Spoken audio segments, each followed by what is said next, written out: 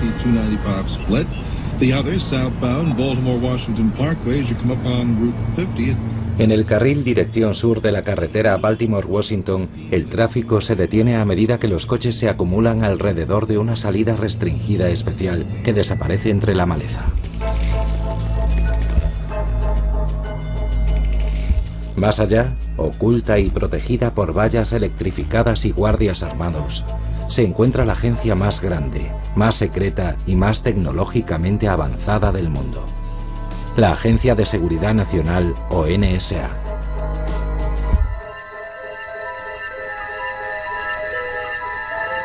Su misión: crear y descifrar códigos. Interceptar señales extranjeras. Rebuscando entre las llamadas internacionales, emails, mensajes de texto y mensajes instantáneos que recorren el mundo moderno. Cada día más de 20.000 personas entran en esta ciudad secreta. Al contrario que los agentes encubiertos de la CIA, que espían en territorio hostil, los espías de la NSA utilizan la tecnología al servicio de la que se considera la mayor colección de matemáticos, lingüistas e informáticos del planeta. El escritor James Bamford lleva 25 años escribiendo sobre la NSA. Quienes la conocen bromean con el significado de sus siglas. Esta agencia no existe, y los que trabajan allí bromean diciendo que significa nunca digas nada. Durante la Guerra Fría, rodeó casi toda la Unión Soviética con puestos de escucha para interceptar comunicaciones militares y diplomáticas.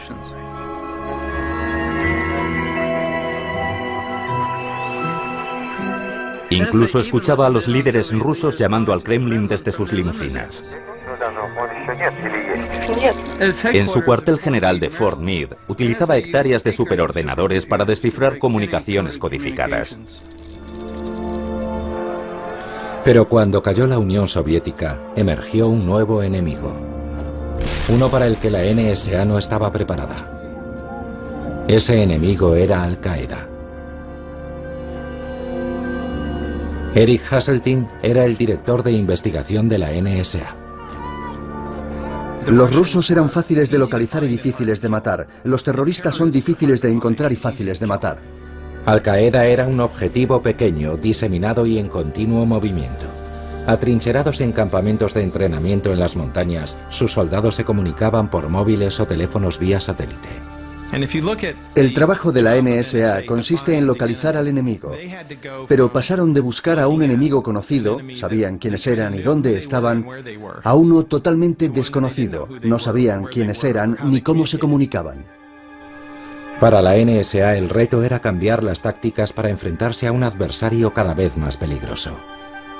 En ciudades de Asia y de Oriente Medio, los agentes de Al-Qaeda utilizaron cabinas públicas y cibercafés para planear una serie de atentados que culminarían con los ataques del 11S.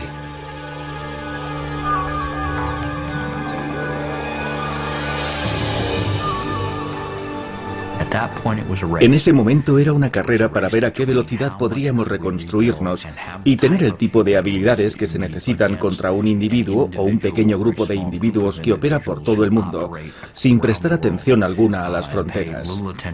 ¿Es eso posible? ¿Se puede reconstruir una comunidad de inteligencia a tiempo?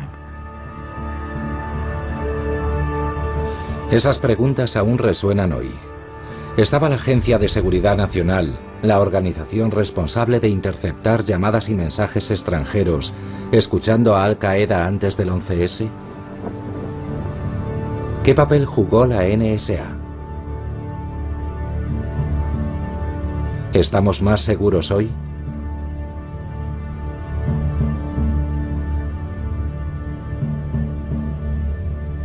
Sorprendentemente, la comisión del 11S jamás investigó el papel de la NSA tan a fondo como investigó el de la CIA o el del FBI.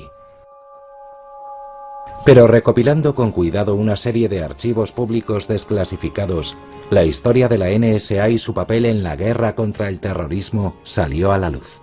En mi investigación utilicé miles de documentos que estaban en los archivos públicos. Incluyeron informes de la agencia de inteligencia, transcripciones de juicios a terroristas y una cronología secreta del FBI de los movimientos de los terroristas del 11S que se obtuvo gracias a la Ley de Libertad de Información. Una cosa está clara, estaban monitorizando al líder de Al Qaeda mucho antes del 11S.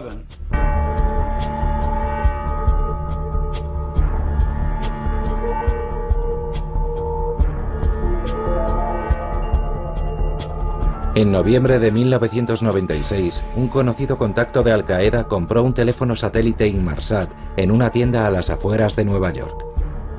Ese teléfono era para Osama Bin Laden.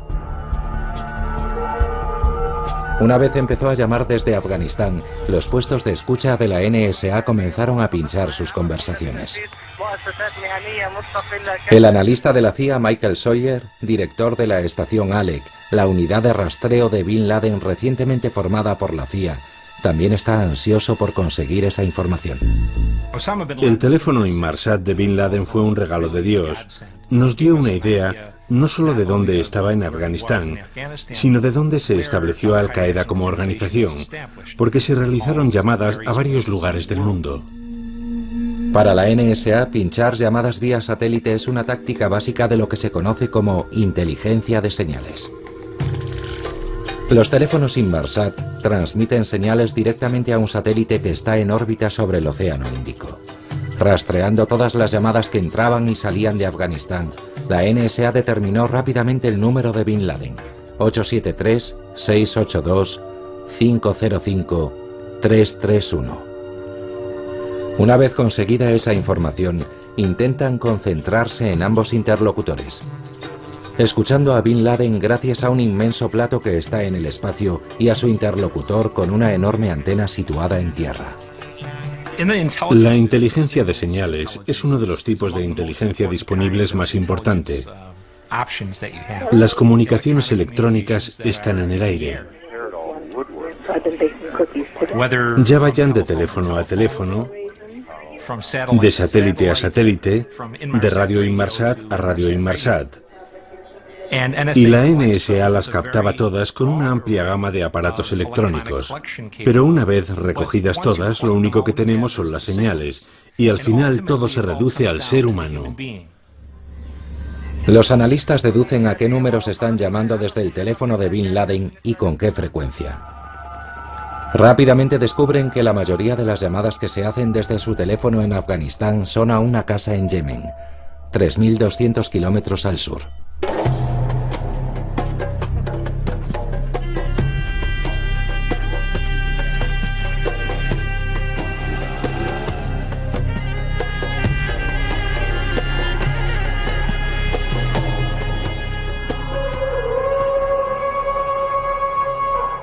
Yemen es crucial para entender cómo opera Al Qaeda. Fue donde nació y se crió el padre de Osama Bin Laden.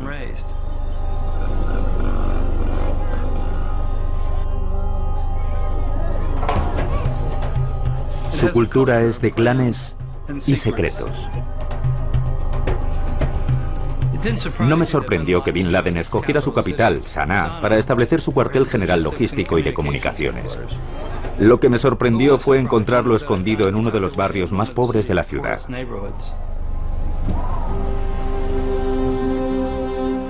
El cuartel general estaba oculto en una pequeña casa normal y corriente que la CIA consideraba el hogar de uno de los socios más cercanos a Bin Laden.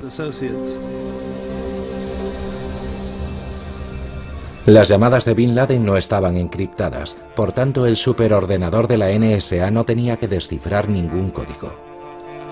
En su lugar, los interceptores de voz y los lingüistas de la NSA tuvieron que traducir concienzudamente, transcribir y posteriormente resumir todas las llamadas. Los resúmenes se compartían con la CIA, pero sus analistas de la estación ALEC querían más. Creían que, únicamente estudiando cuidadosamente cada palabra, sería posible entender las intenciones de Bin Laden. Con el tiempo, si leías suficientes conversaciones, llegabas a deducir que tal vez botella de leche no significaba botella de leche. Y si la seguías durante un tiempo, desarrollabas el sentido de lo que estaban hablando en realidad. Pero no era posible hacerlo sin la transcripción literal. Fuimos a Fort Meade a pedirle las transcripciones a la subdirectora de operaciones de la NSA. Y ella nos respondió, no vamos a compartirlas con vosotros. Y ahí se acabó todo. La NSA ha rechazado todas las peticiones de entrevistas realizadas para este documental, pero su política desde su fundación ha sido la de no compartir datos ni siquiera con otras agencias de inteligencia. Sawyer estaba tan determinado a conseguirlas que convenció a la CIA para que construyera su propia estación de tierra. Pero sin un satélite, solo lograrían acceder a la mitad de las conversaciones. Las escuchábamos, las traducíamos, se las enviábamos a la NSA y les pedíamos las otras mitades para poder entenderlas mejor. Pero nunca las recibimos. Un ataque terrorista contra los americanos al otro lado del mundo. 7 de agosto de 1998. Al-Qaeda ataca 2 embajadas americanas en África Oriental. El principal sospechoso es Osama Bin Laden. Tanto la NSA como la CIA estaban monitorizando la red de Al-Qaeda, pero ninguna de las dos agencias advierte sobre esos 2 ataques coordinados. Teníamos informes de nuestras fuentes de inteligencia en África Oriental sobre una posible operación que Al-Qaeda estaba preparando en algún lugar de la costa este de África, pero nunca supimos exactamente dónde. Los ataques a las embajadas se producen técnicamente en suelo americano, por tanto acude el FBI y se entera de lo de la casa en Yemen. Me enteré de lo del centro de comunicaciones de Yemen cuando llegué a Nairobi después del atentado a la embajada. Esa casa era el punto de reunión de los agentes de campo. Desde ese número llamaban a Bin Laden para pasarle información y recibir instrucciones. Con solo un puñado de métodos para localizar el paradero de Bin Laden, satélites de reconocimiento, espías en tierra y la inteligencia de señales, la experiencia de la NSA es cada vez más importante. Si solo son un pequeño grupo de gente que se esconde por ahí en una cueva, estás buscando una serie de objetivos muy pequeños en lugar de un gran ejército o de un complejo de misiles. Por tanto, la información a base de imágenes tenía menos valor. Es más relevante el factor humano en un entorno en el que las redes terroristas están formadas por parientes. Resulta más difícil conseguir información en ese tipo de ambiente. Creo que la NSA empezó a entender que se había vuelto más importante en la guerra contra el terrorismo. Un barco americano fue atacado en Yemen. 12 de octubre de 2000. Al-Qaeda vuelve a atacar. Esta vez su objetivo fue el USS Cole, atracado en la costa de Yemen. Se infiltraron entre las autoridades portuarias. El sospechoso es Osama Bin Laden. De nuevo, los servicios de inteligencia de los Estados Unidos son incapaces de avisar con antelación del ataque. Frank Blanco, director ejecutivo de la NSA por aquella época, decía que la NSA aún se enfrentaba a las tácticas de los terroristas con tecnología de la Guerra Fría. Son objetivos ambulantes que utilizan una amplia gama de métodos de comunicación, teléfonos móviles, portátiles. La NSA se puso a pensar: ¿qué tecnología es realmente necesaria? ¿Cuánto va a costar y de dónde vamos a sacar el dinero? El dinero es un tema acuciante. Tras la Guerra Fría, el Congreso redujo el presupuesto de la NSA en 1/3 y la criticó por violar las leyes de privacidad. Me preocupa la intimidad de los americanos. No hay excusa legítima para eso. Es intolerable pensar que el gobierno de los Estados Unidos sea el gran hermano. Por ley, prohibieron a la NSA espiar en suelo americano sin la aprobación de un tribunal especial creado por la FISA, la Ley de Vigilancia de Inteligencia Extranjera. Me sorprendió que Michael Hayden, director de la NSA, me dijera que monitorizaban a menos de media docena de personas en Estados Unidos. Estaba muy ocupado luchando contra la imagen que daba Hollywood de la NSA, como se vio en la película Enemigo Público. National Security Agency conducts worldwide surveillance, fax, phones, satellite communication. The only ones in the country, including the military, could possibly have anything like this. A los que trabajamos en inteligencia, películas como Enemigo Público nos parecen cómicas porque nos hacen parecer omniscientes, como si pudiéramos ver todo lo que quisiéramos, y no es así. No es así en absoluto. Tal vez recojas un montón de información, pero no sabes lo que tienes. En realidad, el reto tecnológico más importante era cómo tratar tal cantidad de información. Encontrar puntos, unir esos puntos y entender esos puntos. Ese es el problema. A finales de diciembre de 1999, la NSA encontró algo muy importante. Interceptó una llamada inquietante a la casa de Yemen.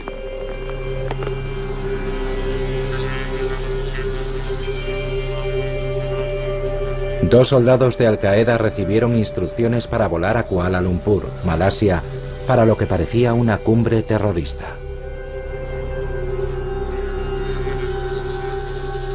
Dichos soldados eran Khalid al-Midar y Nawaf al-Hazmi. Esta fue la llamada que puso en movimiento los ataques del 11S. Después de recoger esta llamada crítica, la NSA dio sus nombres al FBI y a la CIA, pero no sus apellidos. El apellido de Nawaf había estado en la base de datos de la NSA desde hacía más de un año, por su relación con el centro de operaciones de Bin Laden en Yemen. Pero la NSA nunca lo investigó.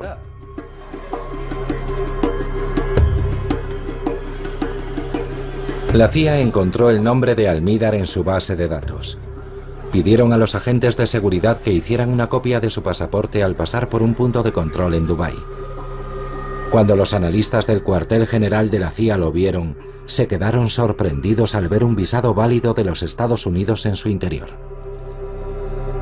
La estación Alec, la unidad de Bin Laden de la CIA, puso a dos agentes en el caso, Doug Miller y Mark Rossini. En cuanto llegaron a Kuala Lumpur, la CIA solicitó al Servicio de Inteligencia de Malasia que vigilara a esos sujetos y averiguara todo lo que pudiera. Sacaron fotografías, los siguieron y supimos que uno de ellos tenía un visado para Estados Unidos. Temiendo que un terrorista de Al-Qaeda pudiera dirigirse a Estados Unidos, los agentes pensaban decírselo al FBI. Pero un oficial de la CIA no se lo permitió. Supongo que yo era el agente de mayor antigüedad. Así que me dirigí a la agente que estaba asignada a la célula yemení, a los agentes yemeníes. Y le dije, ¿qué ocurre? Tenemos que contarle esto al FBI. Estos son peligrosos. Uno de ellos tiene un visado para entrar en Estados Unidos. Tenemos que decírselo al FBI. Y ella me dijo, no es un caso del FBI, no es jurisdicción del FBI. Se lo dije a Doug. Le dije, ¿qué podemos hacer? Si hubiéramos cogido el teléfono y hubiéramos llamado al FBI, habríamos infringido la ley. Yo habría infringido la ley. Me habrían echado del edificio. Me habrían quitado los carnés y me habrían despedido. Esto es lo más increíble de la historia. La CIA tenía agentes del FBI trabajando en su unidad de Bin Laden, pero cuando estos agentes se enteraron de que uno o quizá dos de los terroristas tenían visados para entrar en Estados Unidos y se dirigían allí, la CIA no les permitió contárselo a su propia gente. Solo el FBI podría haber emitido una alerta para detener a los dos terroristas al intentar entrar en Estados Unidos. 15 de enero de 2000, Aeropuerto Internacional de Los Ángeles. Aterriza el vuelo número 2 de United Airlines procedente de Bangkok, donde la CIA perdió la pista de Al-Midar y de Al-Hazmi. Pasaron por el Departamento de Inmigración de Estados Unidos sin ser detectados. En 2 semanas se estaban moviendo anónimamente por un barrio de San Diego. El FBI redactó un informe cronológico como parte de su investigación de los ataques del 11S. La copia desclasificada muestra los movimientos y las actividades de los secuestradores mientras estaban escondidos en Estados Unidos. Se sacaron el carné de conducir con sus nombres reales. Utilizaron un banco local para recibir transferencias internacionales de un conocido jefe económico de Al-Qaeda. Su número de teléfono incluso figuraba en las páginas blancas de San Diego. Al-Hazmi Nawaf M. 858-279-5919. La CIA no podía operar en el interior de Estados Unidos y el FBI no sabía que estaban aquí. El único modo de rastrear a los terroristas era que la NSA monitorizara las llamadas telefónicas a la casa de Yemen. Pero 9 días después de la llegada de Al-Hazmi y de Al-Midar a California, la NSA tuvo un fallo catastrófico. Recuerdo haber recibido una llamada de teléfono el 24 de enero de 2000, que comenzó con un «Tenemos un problema».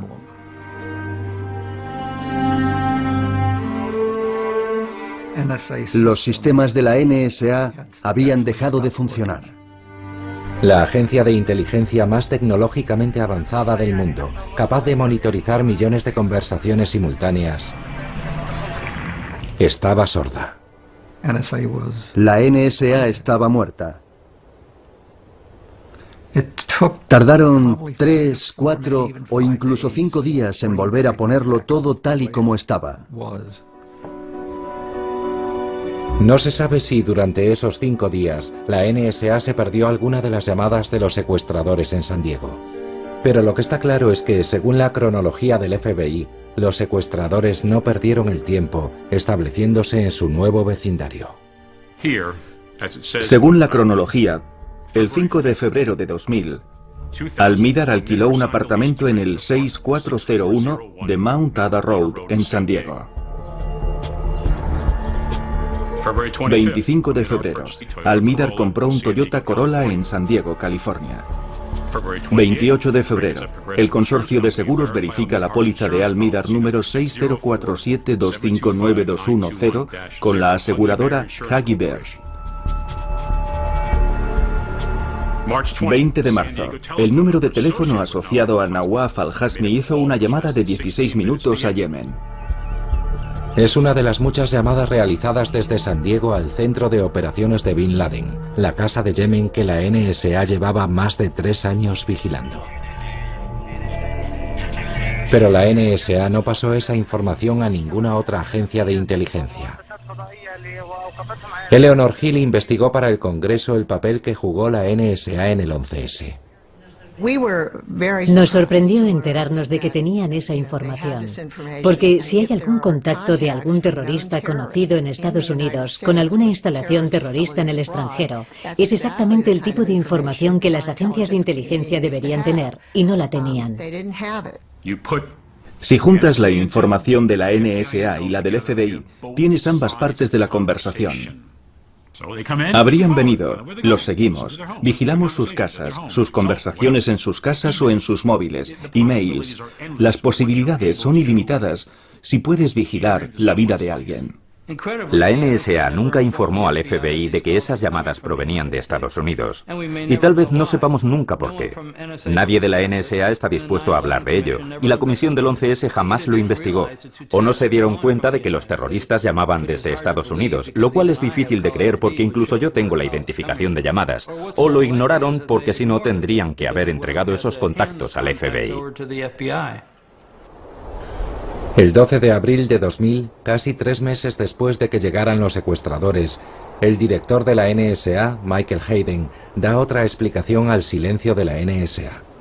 Tras recibir la advertencia del Congreso para que respetaran el derecho a la intimidad de los americanos, Hayden respondió al Comité de Inteligencia del Congreso con mucha precaución. Permítanme que les deje esto bien claro. Si mientras estamos hablando aquí esta tarde, Osama Bin Laden cruzara el Puente de la Paz desde la zona de Ontario de las Cataratas del Niágara hasta la zona neoyorquina de las Cataratas del Niágara, al llegar a la zona neoyorquina ya se le consideraría norteamericano. Y mi agencia debe respetar sus derechos ante un registro irracional, tal y como establece la 4ª enmienda de la Constitución. Pero Hayden sabía que la ley permitía que la agencia vigilara a los terroristas sin interrupción si entraban en Estados Unidos. Se sabía quiénes eran, se podía demostrar su relación con Bin Laden o con la Casa de Yemen, se podía acudir ante cualquier tribunal o juez de la FISA y decir, queremos vigilar una casa en San Diego. Habría sido fácil, los habríamos vigilado y habríamos tenido más información. La gente que vea esto va a pensar, a posteriori siempre resulta fácil, pero no estoy diciendo nada a posteriori. Habría sido una investigación básica y lógica. De nuevo, la cronología del FBI, recopilada tras los ataques del 11S, describe con precisión cómo Almidar y al-Hazmi empiezan el entrenamiento para su operación del 11 de septiembre. 4 de abril de 2000. Nawaf al-Hazmi recibió una hora de introducción a las clases de vuelo en la Escuela Nacional del Aire, situada en el 3760 de Glen Curtis Road, San Diego.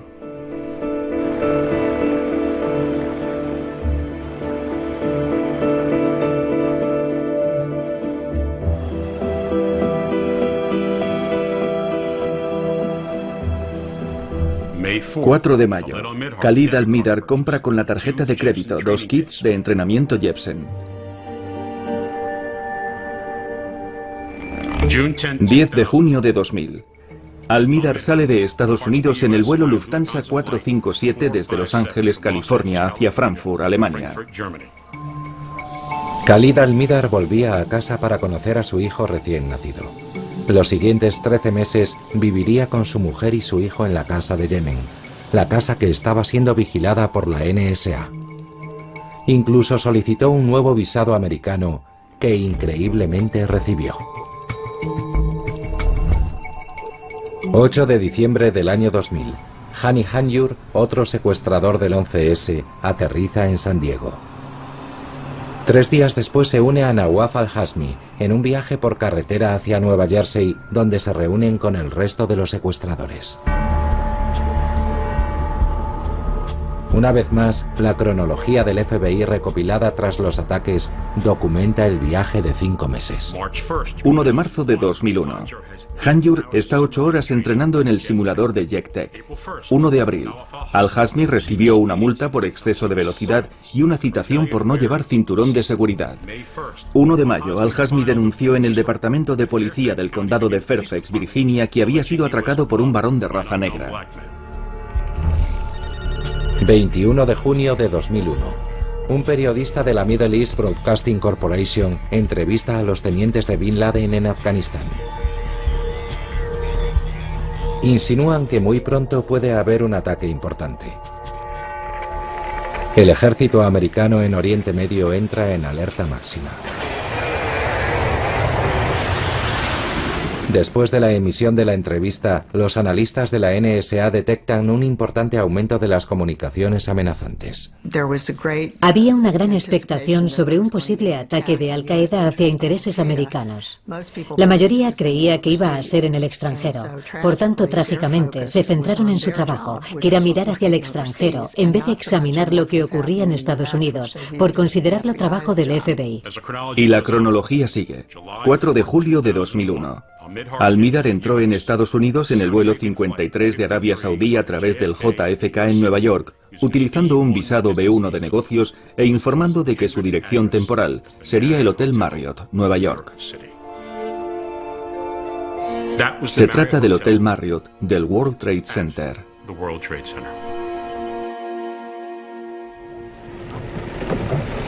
Como preparativos finales para su ataque, Al-Hazmi, Al-Mihdhar y Hanjour se dirigieron hacia el sur por la autopista de peaje de Nueva Jersey. Evitaron permanecer en ciudades grandes. Evitaron registrarse en cadenas de hoteles con registros informatizados. En su lugar se dirigieron hacia Laurel, un pequeño pueblo de Maryland, y se registraron en el económico Motel Valencia. A estas alturas ya habían recibido su última orden: destruir el Pentágono.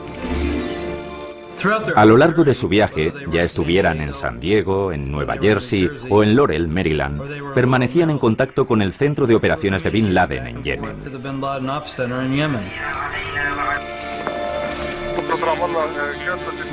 La NSA vigilaba dicho centro grabando las conversaciones y transcribiéndolas. Pero nunca alertó a ninguna otra agencia de que los terroristas estaban desplazándose por todo el país y se dirigían hacia Washington.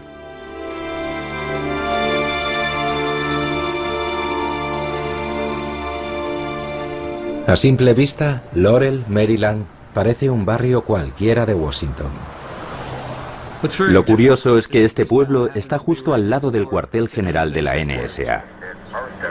Mientras la NSA detectaba un aumento de las comunicaciones amenazando de un ataque inminente, los hombres de Bin Laden se habían refugiado en su mismísimo patio trasero.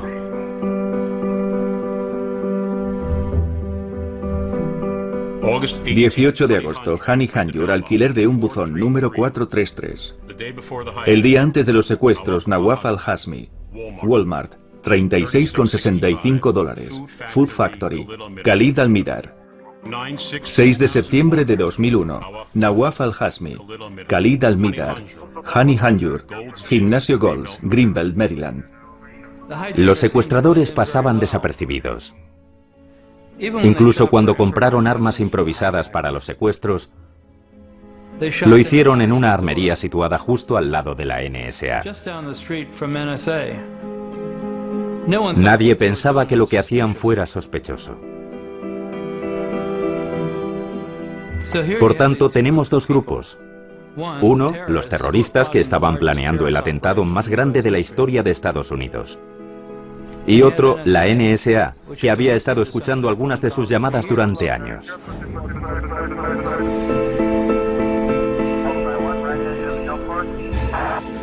Los dos grupos estaban viviendo juntos y ninguno sabía que el otro estaba ahí.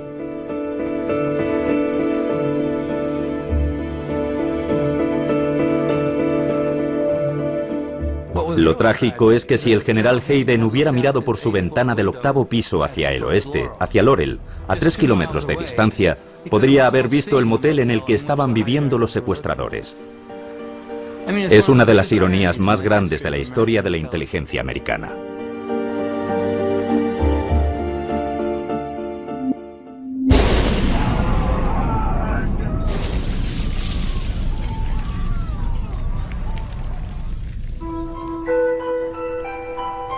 El día de los ataques del 11S, la mayoría de los empleados de la NSA recibieron órdenes de abandonar las instalaciones. Por miedo a convertirse en otro objetivo, los pocos que se quedaron dejaron sus despachos y bajaron a plantas más bajas. Otros pusieron cortinas negras para bloquear sus ventanas. Parecía que tanto su propia agencia como la CIA no tenían ni idea de lo que sabían, pero no dijeron nada. Si nos hubiéramos dado cuenta de lo significativo de esa información, la hubiéramos compilado y entregado a otras agencias para que la hubieran gestionado a tiempo, ¿habría tenido el 11S un final distinto? No sé por qué motivo no infringí las reglas. No cogí el teléfono y dije que los secuestradores o unos terroristas estaban en Estados Unidos.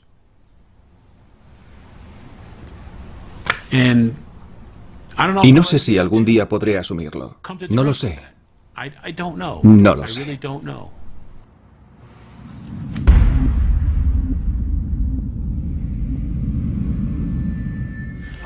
El 13 de septiembre di un discurso en una sala vacía, pero lo emitimos por toda la empresa diciendo que la gente libre siempre tiene que decidir dónde está el equilibrio entre su seguridad y sus libertades. También comenté que habría mucha presión para romper ese equilibrio hacia la seguridad. Y nuestro trabajo en la NSA era mantener a América libre, para que los americanos volvieran a sentirse a salvo. Esas presiones no tardarían mucho en llegar. Cuando el vicepresidente Cheney le pregunta a Hayden qué más puede hacer la NSA, este responde: no mucho sin infringir las leyes de la FISA. Las leyes que obligaban a la NSA a obtener una orden para escuchar a los americanos. 3 semanas después de los ataques, el presidente Bush puenteó esas leyes emitiendo en secreto una orden ejecutiva. La NSA ya no tendría que preocuparse de obtener órdenes para organizar escuchas dentro de Estados Unidos. Si el 11S fue una llamada de advertencia, la respuesta sería un permiso para escuchar casi cualquier cosa, casi todo. En parte, esa llamada de advertencia, justo después del 11S, incluía el hecho de que había que tomar medidas estrictas. Había que pasar a la acción para que nada de eso volviera a ocurrir.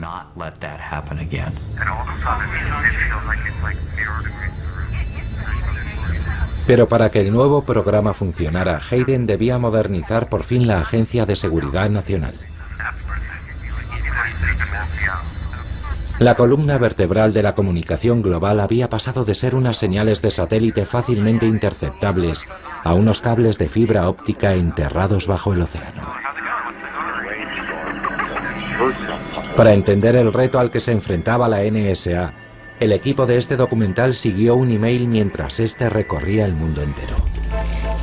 En Kuala Lumpur, la capital de Malasia, James Bamford está investigando la red de comunicación de Al-Qaeda.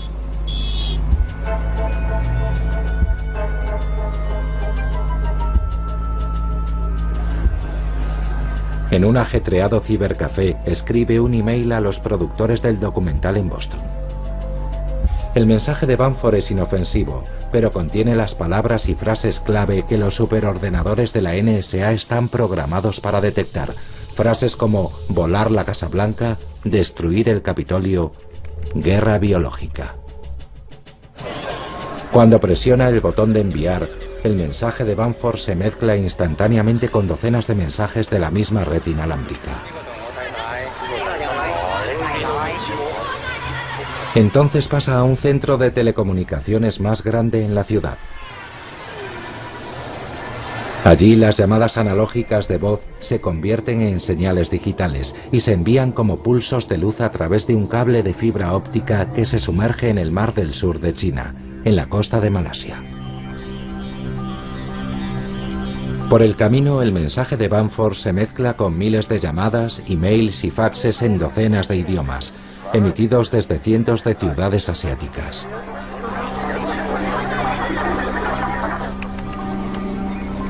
Ese amasijo de datos cruza el océano Pacífico a la velocidad de la luz. 5 centésimas de segundo después de que el mensaje fuera enviado, llega a la costa, a 2 metros bajo esta solitaria playa de California, cerca de la bahía Morro.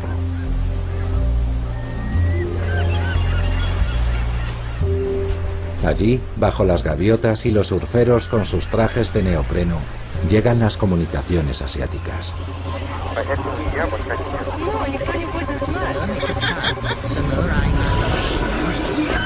A unos kilómetros hacia el interior, el mensaje pasa por un pequeño e indefinible edificio cerca de San Luis Obispo. Si quieres pinchar las comunicaciones internacionales, parece que el lugar perfecto sería San Luis Obispo. Por ahí es por donde entran el 80% de las comunicaciones de Asia a Estados Unidos.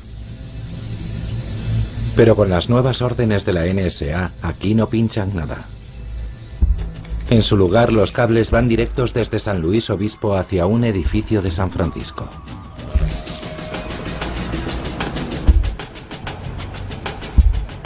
En dicho edificio, el 611 de Folsom Street, está la centralita regional de ATT. Todo el tráfico internacional pasa por la 7ª planta. Y es aquí donde tuvo lugar el cambio crucial.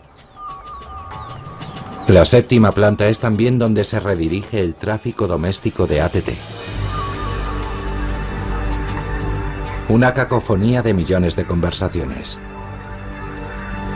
Llantos y risas, esperanzas y sueños. Emails, faxes, extractos bancarios, reservas hoteleras, poemas de amor, avisos de defunción. Todos ellos enviados dentro de Estados Unidos. Lo único que tienen en común es una razonable expectativa de intimidad.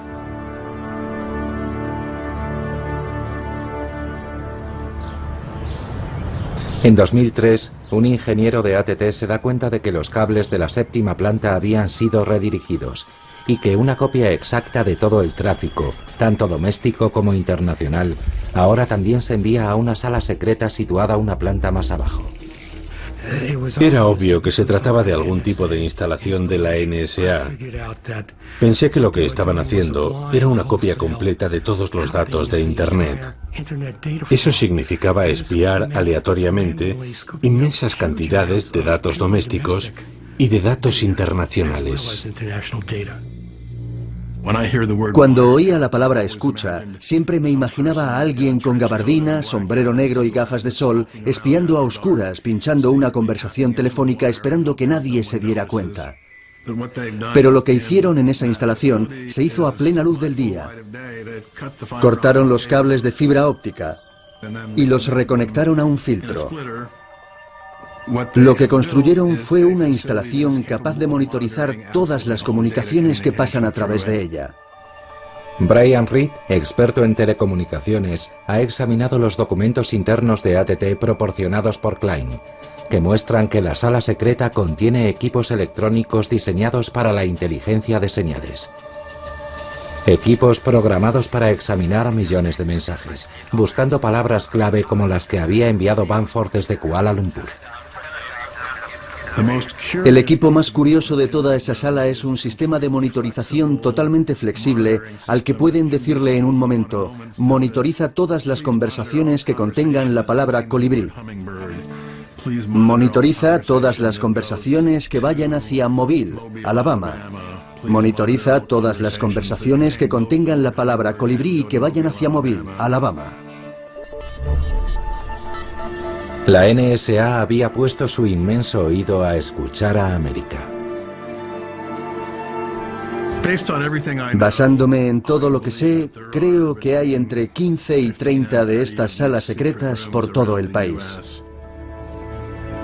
La legislación post-11S autorizaba a la NSA a escuchar a los americanos tanto dentro como fuera de Estados Unidos, sin la necesidad de obtener una orden de un tribunal. Después del 11S nos dejaron al mando de un nuevo sistema capaz de interceptar comunicaciones vía satélite en Irak, Afganistán y zonas circundantes. Las llamadas y los datos de Oriente Medio y del norte de África se recogen y transmiten a un puesto de escucha situado en las colinas a las afueras de Augusta, Georgia. Como interceptora de voces, Adrian Kinney escuchó algunas de esas llamadas. Asignada por el ejército a la NSA, se reincorporó al servicio activo después del 11S. Para los interceptores de voces, el sistema informático resaltaba algo que sería muy parecido a iTunes. Puedes repasar y hacer clic sobre varias conversaciones y tendrías el número de teléfono o el tiempo que dura la conversación. Nos dijeron que escucháramos todas las conversaciones interceptadas, incluidas las de los americanos y las de los países aliados. Algunas de esas conversaciones son personales, otras incluso íntimas. Y no había ninguna orden que nos dijera que cuando llegara alguna de esas conversaciones debíamos borrarlas. Eso era lo que hacíamos cuando yo estaba de servicio entre el 94 y el 98. Jamás recopilaríamos información de un americano. No me parecía bien que escucháramos esas conversaciones, que yo estuviera escuchándolas.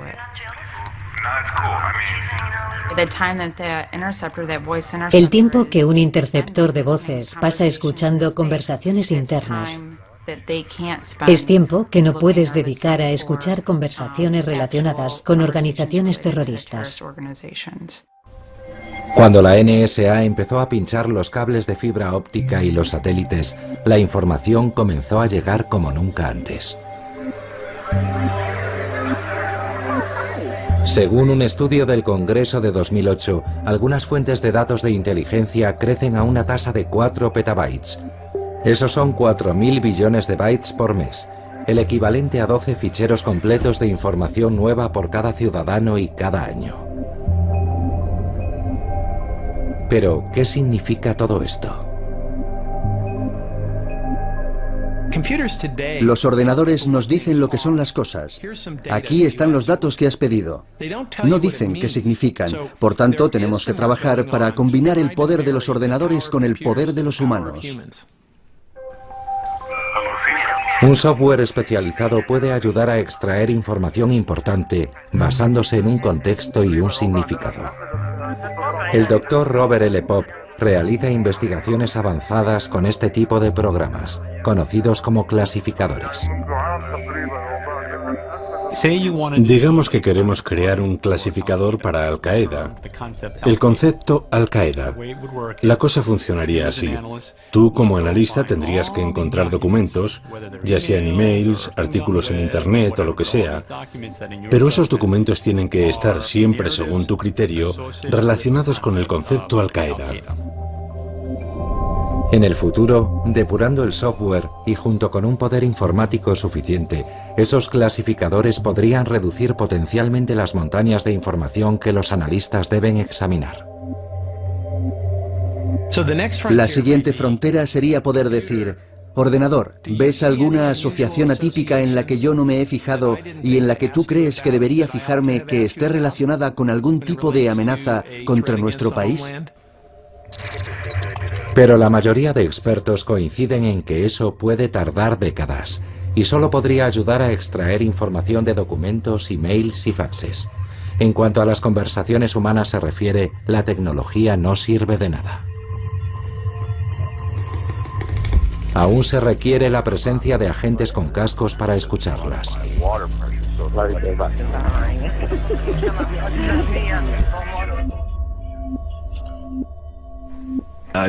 Un par de semanas después del 11S, decidí alistarme y dedicarme al árabe. En aquella época esperaba capturar a Osama. David Murphy Folk fue uno de los miles de nuevos lingüistas entrenados para trabajar en el Centro de Operaciones de Inteligencia de Señales de la NSA. La NSA se gasta literalmente miles de millones de dólares en obtener señales, en procesarlas, en moverlas de un lado a otro sin que la gente se entere, de llevarlas hasta un traductor que pueda darles algo de sentido y escribir una transcripción. Me encontré con muchos traductores que no cumplían los requisitos mínimos en habilidades del lenguaje y que controlaban un equipo muy caro y complicado, sin el conocimiento necesario para hacerlo adecuadamente. Antes del 11S, el presupuesto destinado a inteligencia era de 26.700 millones. En 2008, ese presupuesto casi se dobla. La parte correspondiente a la NSA es secreta, pero se cree que es más de un tercio. Más que los departamentos del Tesoro, Interior o Trabajo. En sus filas hay más de 35.000 trabajadores. Dado el dinero adicional que se han gastado ahora en reconstruir la comunidad de inteligencia y sus capacidades, ¿estamos más seguros como nación? En mi opinión, la respuesta sería que sí. No hemos sufrido ningún otro ataque, estamos mejor coordinados y compartimos más información. Pero, ¿podemos relajarnos y bajar la guardia? No. Creo que si lo hacemos, corremos el riesgo de cambiar esa respuesta. Resulta muy difícil trazar una línea entre donde termina la inteligencia exterior y donde comienza la doméstica. Eso no significa que queramos que nuestras agencias de inteligencia exterior espíen cada rincón de América. Pero sí significa que hay que tener un buen canal de comunicación y coordinación entre las agencias exteriores como la CIA y la NSA y las agencias domésticas como el FBI. Porque si no lo tienes, se nos van a escapar algunos detalles. Y eso fue lo que pasó exactamente el 11S.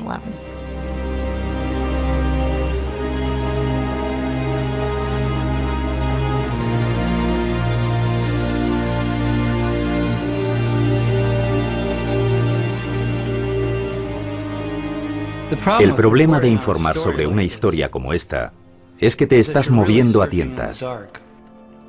No puedes estar fuera y pretender saber lo que ocurre dentro. Y sin una investigación oficial, algunas preguntas jamás obtendrán respuesta.